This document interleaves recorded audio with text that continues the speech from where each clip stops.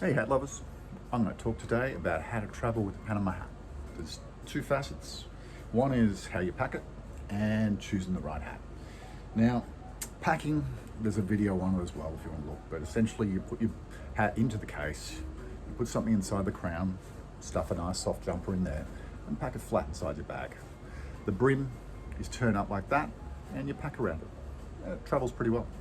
Now, if you've got a pheno and something really special, then maybe you don't want to do that and you're going to put it into a box, pack around it, and then put all your other stuff into your bag, and that travels well as well. Next step up is to get a hat box, but they look really cool, but more luggage gets to be a pain. The other one is to wear your hat in the plane. It's my favorite. Now you do this, I personally like to sleep with my hat over my eyes like that. Very satisfying on a plane. Now the only catch is if you take your hat off, it slides down the back of the top there, it can get crushed and you forget it. And I get people in several times a week talking about how the airport has sucked up their hat and they've lost their favorite hat. So there's a risk with that, so be wary of it. Now the other option is to choose a hat that's actually made to travel. Now the traditional version of that is your Panama hat with a center dent, Optimo, whatever you want to call it. Now, personally, I don't think they're a particularly attractive hat to wear. You fold them in half and roll them up. You know how it works.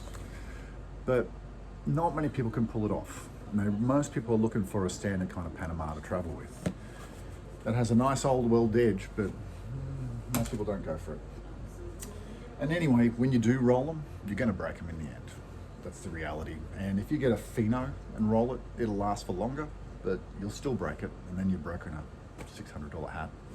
Don't do it. The best solution I've found is the crochet crown. So it's a soft crochet through here, and then a standard Cuenca brim, and reinforced wire in here so that the brim can't be damaged. It always holds its shape, and you can literally crush them up and travel with them. This is called the Traveler. Very innovative. I love it. I recommend it to anyone who's going to be tough on a hat and anyone who's doing a lot of traveling. You'll appreciate it because it'll arrive looking like that.